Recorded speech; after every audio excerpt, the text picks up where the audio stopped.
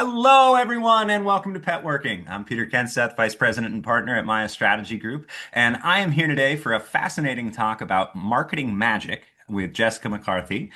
Jessica is a CEO, fractional CMO and CRO, CCO, but the CEO and founder of Brand Energy. She also brings a lot of pet care experience to the table, having served with Mars as National Customer Marketing. And head of their national customer marketing program for about 5 years. And I think you were with Mars for almost seven, Jessica. And so Jessica's going to be speaking. We've got Global Pet coming up right around the corner, and Jessica's going to be speaking there and delivering a talk about the importance of marketing on LinkedIn, which kind of is an offshoot from her book and the philosophies that she espouses within marketing magic and about cultivating an audience and really relating to your customers and kind of adapting to this shift that we've had uh, in the consumer experience, right? So much of our shopping and, our learning about brands is driven through digital, through AI, through LinkedIn. And if you're not effectively taking advantage of those channels, you're probably leaving a lot on the table and allowing your brand to fall behind. So I'll be really, I've only gotten the Cliff Notes versions of the talk and, had a chance to peruse through some excerpts from the book, but really looking forward to talking to Jessica this morning. She is coming to us from the side of the road in between Rhode Island and Massachusetts. We're all still digging out from the blizzard here. Um, I think you guys got more of it down in the Mass area than we did in Vermont, which I know me and my fellow skiers and the ski resorts up here in Vermont would like to change. But Jessica, thanks so much and welcome to Petworking. It's great to have you on. Yeah, Peter, thanks so much for having me, and thanks for tolerating my side of the road hotspot conversation here. Hopefully, the hotspot will hold up, but I was You're planning to coming be through loud and clear. okay. I was planning to be at my destination, but I think people need to remember this is a PSA. Sweep the ice and the snow off the top of your car when there's a blizzard before you drive on the highway because there were so many accidents that I'm just pulled off here in a Panera parking lot actually. Um, It's a funny story. So my high school driver's ed teacher, he was a big stickler on this, and I was one of the older kids in my class, so I got my license ahead of my two best friends. And when they were going through driver's ed a semester later, you had to do an end of the semester project to pass. And so they asked if they could do a video. And we ended up doing this video about preparing your car for winter driving. And because I had my license, I was the driver, and we went through like getting the car ready.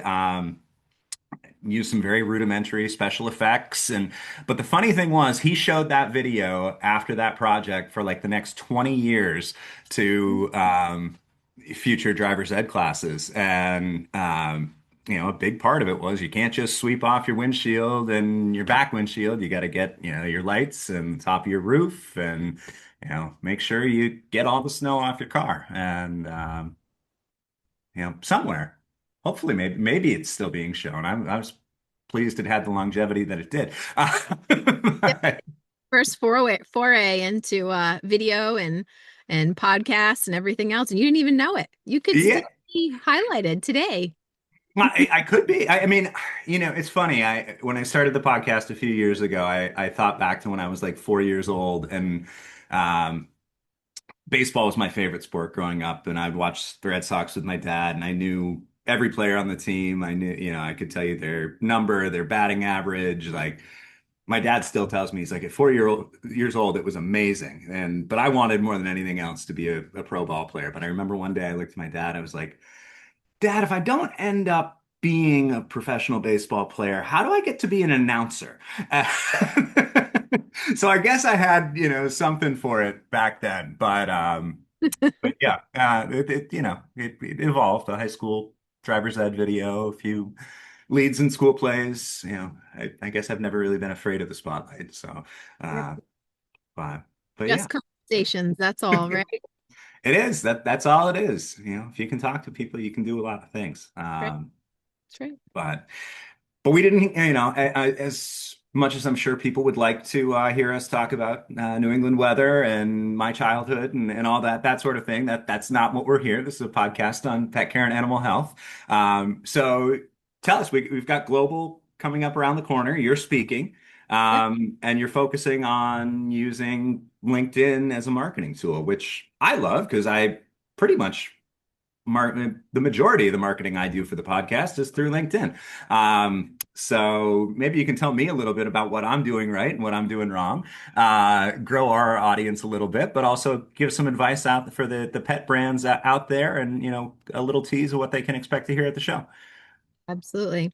Yeah. So, we just said a lot of it is just about having conversations with people, building relationships, right? That's really what marketing and business building is all about. And traditionally, you know, let's say 15 years ago when I started at Mars, everything was sort of boots on the ground from a B2B sales and marketing perspective.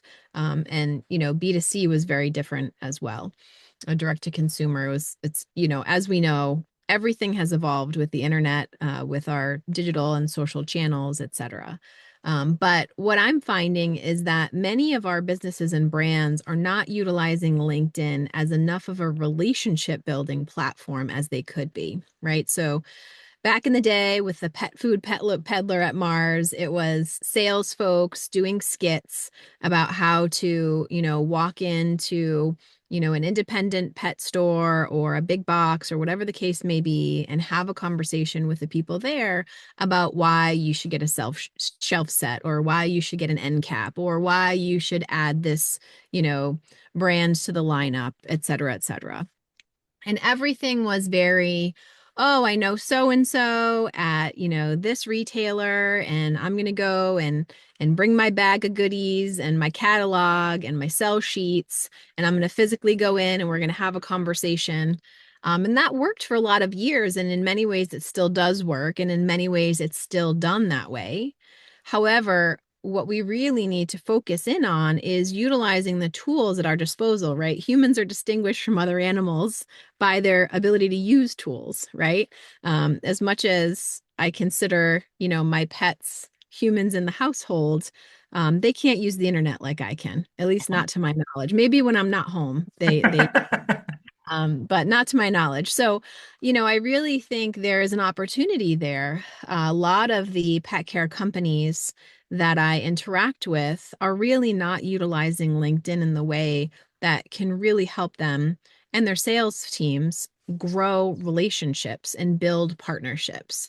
Um, so we're going to look at it from a few different lenses when we talk about it at Global. When I give the talk there, we're going to talk about B2B relationship building through LinkedIn, how to start to cultivate digital relationships with people before you meet them in person, for example. And then also you know, a lot of your customers, customers that are pulling the product off the shelf at the store, they're on LinkedIn, right? If you look at the statistics around who uses LinkedIn, they're your higher income folks, the folks that you're trying to sell that $100 bag of specialty pet food, great nutrition to. These hmm people are on LinkedIn. Less than 1% of people interact on LinkedIn. So you don't see that they're there, but they're there, right? So 99% of people that are on LinkedIn, you don't really know they're on LinkedIn, but they are, and they're watching and they're listening. And if your brand isn't showing up there, out of sight, out of mind. So the brands that are showing up there, similar to, billboards or whatever the case may be, it's not that you're going to directly sell something from a billboard, but that's real estate that you are purchasing, so a competitor can't have it. So in many ways, that's how I think about cultivating a presence on LinkedIn for a business and for a brand, is Sure. you're getting those hits in to remain in the consideration set or become part of the consideration set. And then on a personal level, the sales folks can really interact with people at various businesses because even more so today, people are, let's say in sales, for the most part, a lot of people are staying in the same industry, but you'll see them at various different, employers, right? At various different distributors or retailers or whatever the case may be. You'll kind of see them move around. And if you're not utilizing LinkedIn and you're not utilizing what's happening there, sometimes you'll just get an email reply that says this person's no longer with the business. And you're like, oh, I wonder where Charlie went. Well, if Charlie's on LinkedIn and you're on LinkedIn, you're going to know pretty much right away where Right. your good connections have gone. So that's sort of what we're going to talk through. I really highly encourage businesses to, get a LinkedIn presence and do it right and have a LinkedIn presence for each individual that's working with your business and your brand.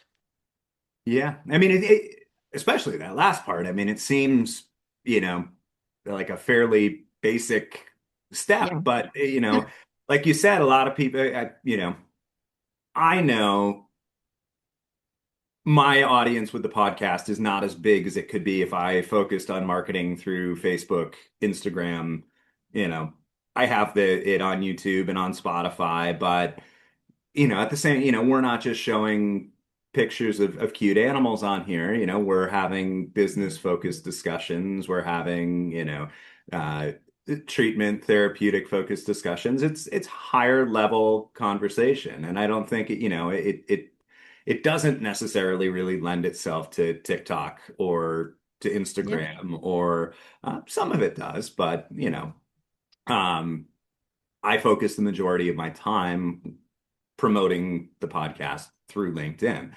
It it's interesting to me, you said that less than 1% of people actually engage on LinkedIn. Is that, from the perspective of they're not commenting on posts, they're not posting themselves, like just they're silent, fly on the wall observers, so that 99% of people on LinkedIn are just Lurker. okay. Yeah. Yeah, and I'm happy I can send you that stat if you put it in show notes or anything. I just got that straight from LinkedIn. So don't quote me too deeply on it, but my understanding of the article that I read is 99% of people do not interact or engage, but they are there watching. Yeah. So Well, and it's interesting when you think about, you mentioned the obviously global is focused on your independent pet retailers, right? Your pet specialty, not your big box. Obviously, all the major players are there, but the show is catered for your independent pet channel, your IPS channel. One of the things that's really hit me in the last few years, and I think, you know, time flies, but I think you can really date it back to COVID. Um, it really pushed a lot more people towards this at-home delivery consumption model, whether that was through D2C, whether that was through omnichannel and curbside pickup, whether that was, through DoorDash or Instacart or, all these at-home delivery services. I know personally, if I can avoid going to a store now, it like the time savings is worth paying mhm. annual delivery fee. Um, and I know at Pet Connect we were talking a lot about, the ways to kind of expose and introduce your brand to the consumer because if you don't have people going into these independent pet stores, there, it doesn't matter if you have all these great associates that can educate you on all the different nutrition options. Your shot to kind of get people to buy into your brand is catching their attention online, either through AI or, like you said, with that billboard space on LinkedIn. I mean, I know for a lot of independent pet stores, like the budget isn't really there for them to kind of compete in this omni-channel at-home delivery. Like it's a spot where they're lagging. Given that, that is the audience at the show, and you're talking about LinkedIn, like what are recommendations that you have for like independent pet stores to, kind of get with it? Or are we kind of moving more towards this mass market consumption model where, independent pet specialty might not be the channel to focus on going forward? Yeah, so I'll answer that in two ways, right? So the first is that store associate. We all hold one of these little supercomputers in our hands, right? You can amplify that store associate's message. It doesn't, have to be the actual store associate that you've employed, but just think about how you're amplifying that store associate's capabilities to talk about what you have to offer. You can reach millions of people in a day versus the 25 people that walk through the door physically, right? So that's kind of on the one hand. On the other hand, share of voice is such that if you're not utilizing the little supercomputer and the social media channels, others are, right? So if your share of voice on this is zero, that means someone else is taking your percentage that you could be having. So even if you don't have a lot of money to spend, you know, the silence is deafening, as they say, right? So especially independent pet stores, for example, whom, by the way, I have seen the most resistance from. It is very difficult to convince, it doesn't feel to me like we should have to be convincing at this point in our digital journey as business people, but it is difficult to convince, and even when you share a lot of data, to convince the independent pet specialty retailer how important a true digital presence across numerous platforms, including LinkedIn, is for them in their business. And even if it's not, you're going to see this huge hockey stick of growth, your competitors might be, right? And then how do you feel about that, right? So kind of the FOMO, the fear of missing out, which I talk a lot about in my book. Maybe we'll touch a little bit on that, but Marketing Magic is my book that's coming out, and it talks all about audience cultivation. And, cultivating an audience is very important, but also missing out on the cultivation of that audience can be very, very important as well. Yeah. And no, I want to get to the book because I feel like, you had some the excerpts that I read had some really impactful quotes about, it's more about, driving that belief and cultivating that, consumer experience with the brand rather than just saying, okay, we need to build a website, we need to build a LinkedIn presence. Like, on the flip side of it, yeah, you can do all those things, but if you don't do it and engender that consumer loyalty, Right. I think you put it, it's not magic. It's like giving a 7-year-old a deck of cards and expecting them to turn into David Copperfield, right? Right. Um, there's a right and a wrong way to do these things. Um, I get, it I don't want to go down too much.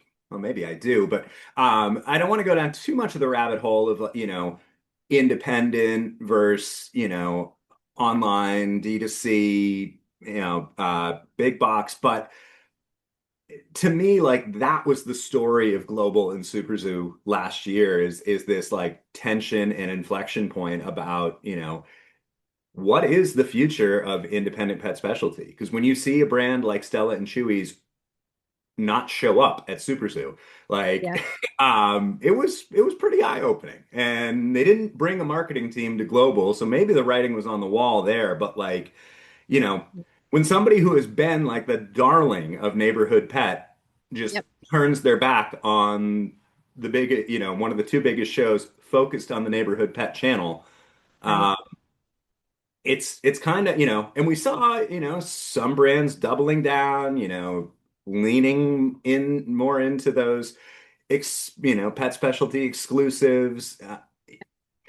I'd be curious as to, I mean, I suppose there's a place where if you have like a pet specialty exclusive and you're going to market it on LinkedIn and drive traffic to that, to your local stores and things like that, okay, sure.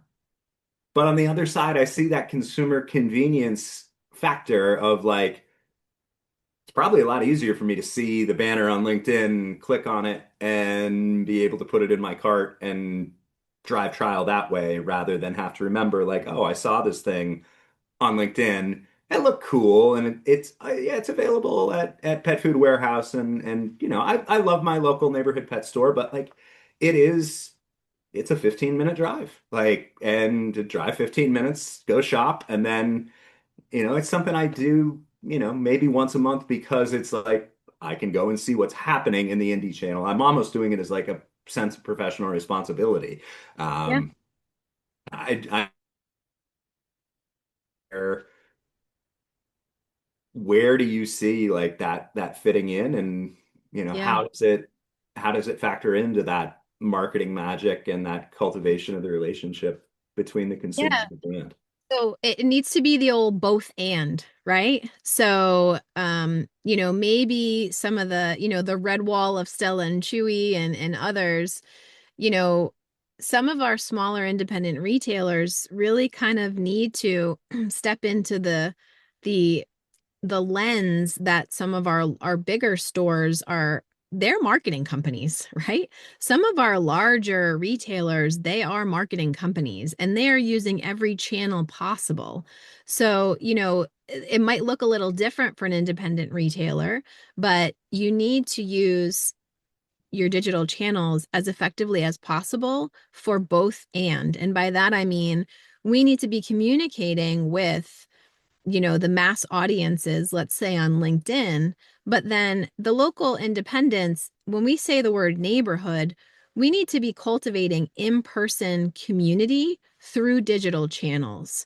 So I see a lot of my local independent pet store, they're trying desperately to, host a puppy play date and, partnering with XYZ, puppy yoga studio and this sort of coupon and that sort of coupon to get people physically in the door.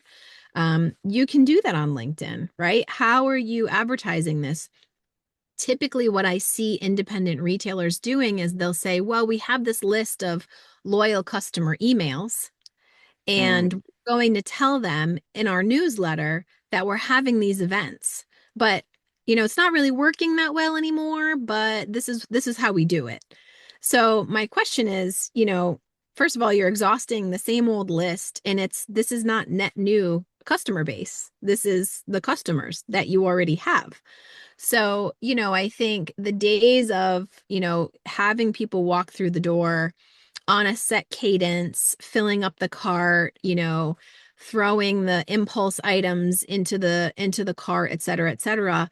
That's not the way it is anymore. People don't want to physically pick up the 50-pound bag, throw it over their shoulder, and, like today, walk through the snow. They want that delivered to their doorstep. So, what our smaller or independent neighborhood, retailers need to really focus on is how do I get them to diversify their shopping experience in a way that we are still a supportive community of pet lovers physically here in this geography. And also, I am capturing all of the money that they are going to spend, on their pets, for this population. And I think, you know, a lot of our independent friends, for example, that I speak with, they say, well, we have a LinkedIn account, and it doesn't really do anything for it. And that's sort of where the marketing magic conversation comes into play.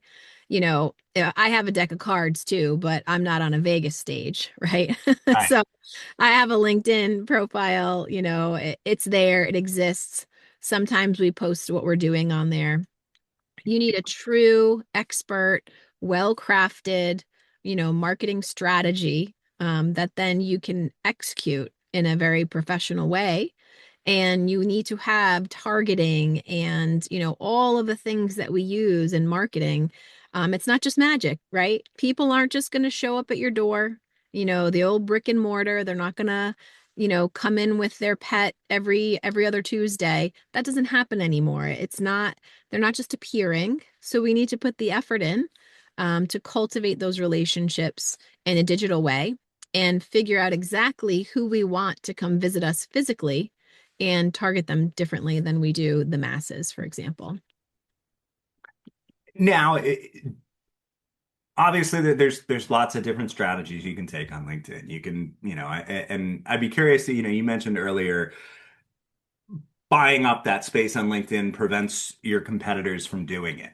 I mean, is there a finite, do they have caps? Like, or is it one of those things where, you know, if depending on the geography or the demographic that I choose to focus my ads on LinkedIn, I'm effectively like blocking people out from accessing that demographic. Um, and then, the other half of what I'd be curious is like, how much of this is like actual one-to-one relationship building versus like putting out a message that speaks to that target audience and is true like mass marketing using the amplification properties of LinkedIn. Yeah, so I think what I see typically is that none of these things are happening, especially if we want to pick on poor independent pet. But even our smaller brands, I mean, any kind of communication that we're trying to have with business partners or consumers, it's not happening well right now for the most part. Unless you're a very large brand and you have a team of internal folks, let's say, doing this, or you're even even an agency working on it for you. So that's kind of the first thing I would say is that I would dare to say most are not doing it well at all with any kind of strategy. You're actually a few levels deeper in that question because you do use it well, right? You are using it. So when we talk about targeting and paying to target and audience cultivation and all of that on LinkedIn, we really want to narrow down the audience and the message around a strategy. So you might have a very specific, very targeted audience that you want to invite in, to, these whatever 15 zip codes.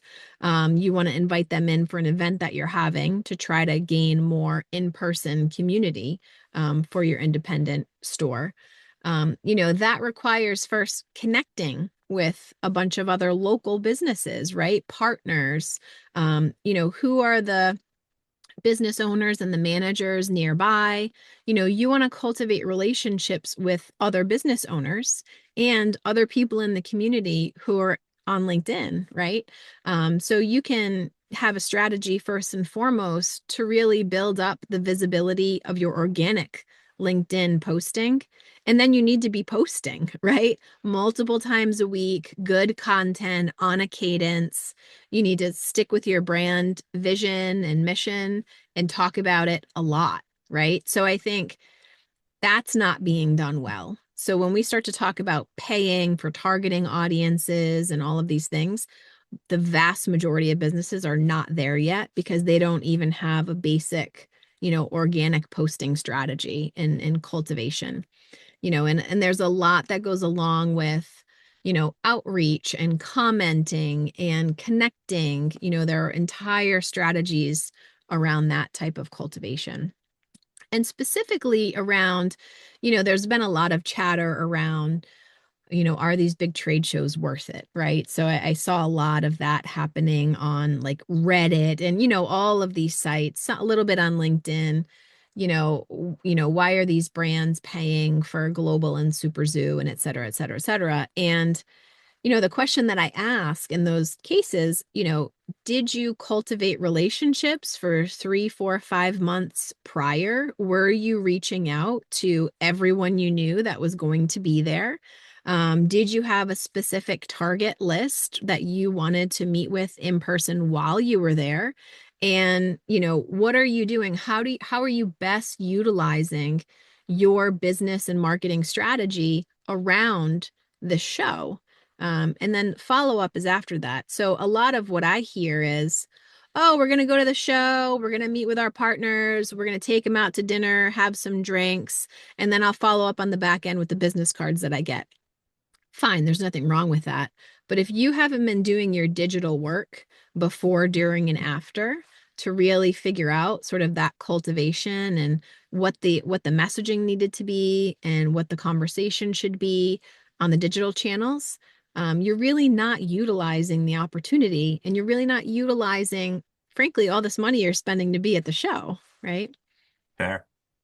Fair. Yeah. Yeah. I mean, you do see it. You do. I mean, obviously, I keep coming back to that Stella and Chewy's example, but we've seen, Honest Kitchen took a few years off from being at the shows, and it does drive the question of like, if these larger brands, I mean, I guess they're not big four, but like larger brands are deciding, hey, this isn't worth the investment this year. I think it does rightfully beg the question. But I think on the flip side of it, yeah, I think you and I know as consultants and as business development people, like you get out of a conference what you put into it. And there's certainly that opportunity to go above and beyond and drive a great experience for, whether you're coming in as a brand, um, making sure that you're doing that pre-show work. And the only way I know to do it is digitally. It's like, um, and I'd be curious as to your take. I have a couple other questions for you on the whole LinkedIn marketing magic side of it. I mean, to me, I prefer LinkedIn because it kind of removes that like intrusiveness of your marketing email, right? Like you made the analogy of, the independent pet store, sending out to their lists and, stuff gets buried in people's inboxes. I know stuff gets buried in mine, both my personal email and my work email. And for something to grab my attention there, like, you know, it needs to come from somebody that I know and like needs to be that, I'm looking for emails from those people. Or it's got to Yep. be a really well-crafted subject line. And I feel like those are hard to do. Whereas, with the feed on LinkedIn, like I feel like that's an easier way to get in front of people in an unobtrusive method. You catch eyeballs, maybe they click through, they engage with your content, they get to know you as a person. Yep. I don't, not sure. That's my take on it. And then, we've talked a lot about like the vast numbers of people that like aren't engaging with LinkedIn or aren't doing LinkedIn well.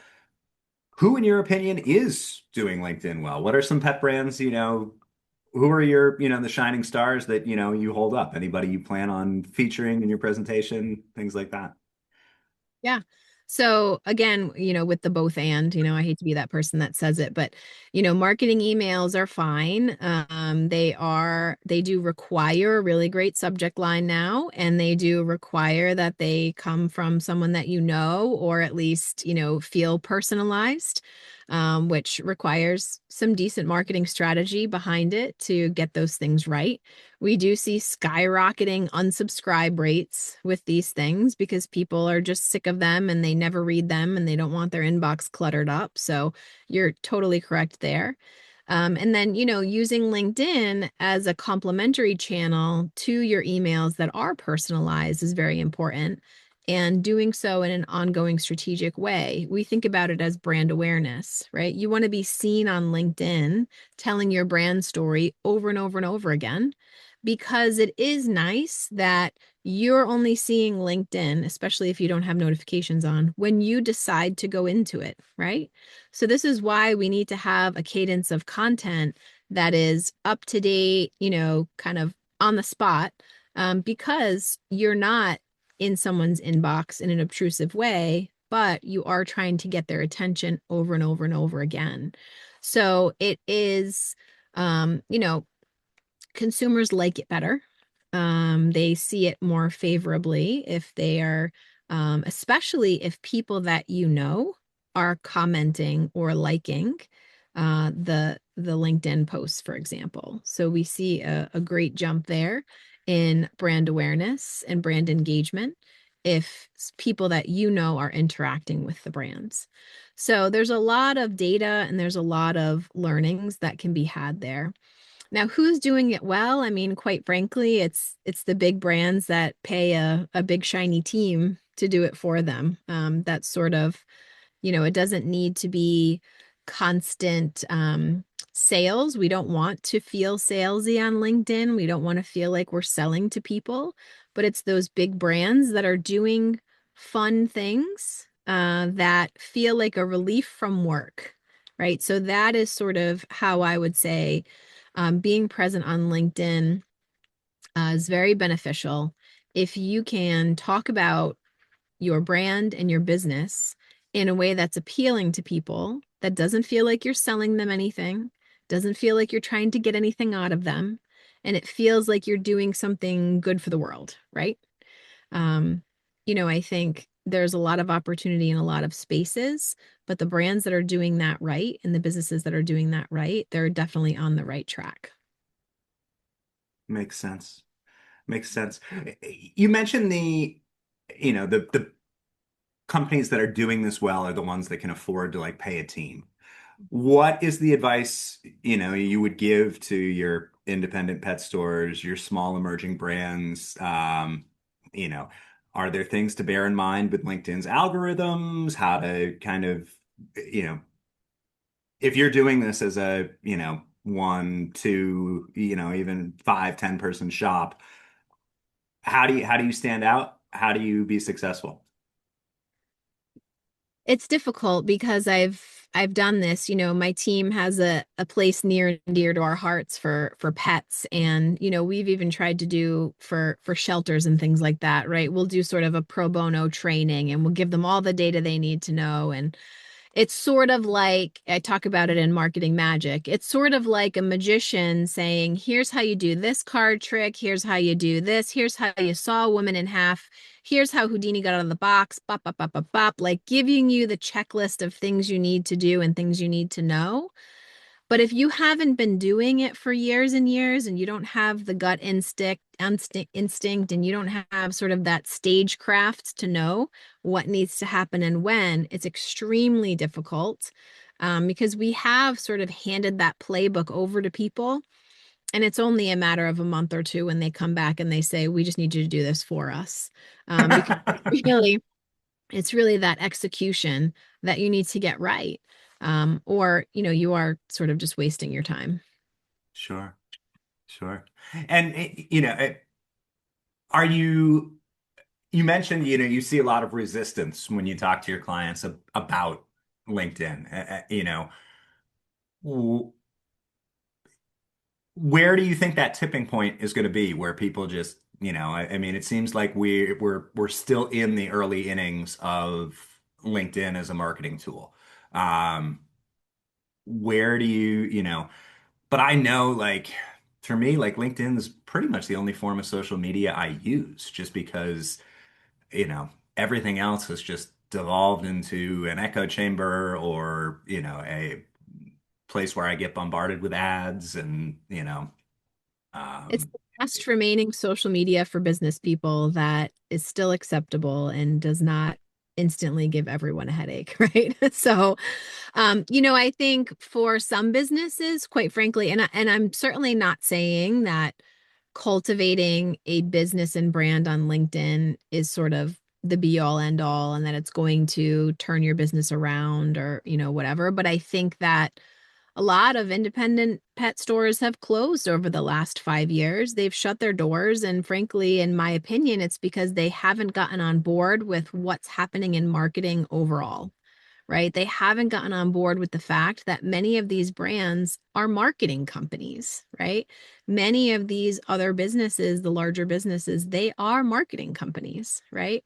When some of the largest brands out there, are owned and operated by people who come from huge, flashy marketing organizations, it should tip you off a little bit. But I think, there's so much focus on this race to the bottom with margins and show deals and, all of these things that people see as what business is in the independent pet, realm.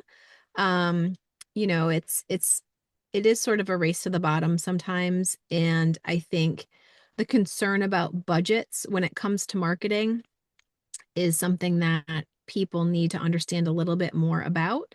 We do get asked sometimes, hey, can you run a campaign for me on LinkedIn? And I only pay you, when we make money off of, it's like, that's not how it works. You need to build your brand and your strategy and your brand awareness because you haven't done that yet. So the longer these businesses wait, the more behind they will continue to become. And, you know, you asked about a tipping point. I mean, I think it's already tipped, right? I think it's, you know, not speaking specifically about LinkedIn, but I think the businesses that have not leaned into excellent marketing are the ones that will not do well. Yeah, I think that's a fair assessment. That's definitely a fair assessment. You know, 'cause it's Well, all very confusing. It's all, there's a lot of noise out there. There's a lot of very similar products, a lot of very similar, you know, opportunities and options for the consumer and for the retailers. So, you know, to be heard, you have to market properly. yeah. Yeah, it'll be, I look forward to catching up and meeting in person when we're at Global and, getting your sense of, lay of the land there and maybe some more tales about, obviously catching your talk and you know, uh, just getting us of how it was received and your 2 cents on trends from the show floor. We'll have to do a little clip there, but I know we're coming to the end of our time today, and I know you have meetings to get to in Boston and the rest of a snowy drive to make. So I will leave the opportunity if there's any last words of wisdom that you'd like to impart to the audience before you get back on the road. But this has been great. I've enjoyed the conversation and definitely have learned a lot myself over the course of this chat. Yeah, same. I've enjoyed our time together, Peter, and I look forward to seeing you in a couple short weeks in a much sunnier, warmer environment. And I guess my parting words will just be that we just need to keep remembering that we do it all for the pets. And from a marketing perspective, I love that there are so many options and there are so many brands and there are so many retailers, and we want to keep that alive so that we continue to have all these choices. You It's know, it's Yeah, it's important to remember, right? I mean, we can you can get bogged down in the strategy and turn it, but I always say, the thing that keeps me going with the pet industry is that, I can look, well, if she ever would come down to the basement, I can look right down next to me at my desk and I can see my why right there. yeah. And everybody feels the same way about their dog or cat or whatever pet that it is. The human animal bond is very real. And the reality is though is that it's a business and you can have the best product in the world. And if you don't market it well and don't market it the right way, it's not going to take off. So Right. That's right. so yeah, no, it's great that we have people out there like you doing what you do and helping the brands get the exposure and visibility that they deserve. So Same, well, Peter. Thanks for all you do to get businesses what they need, and I will see you in a few short weeks. sounds good.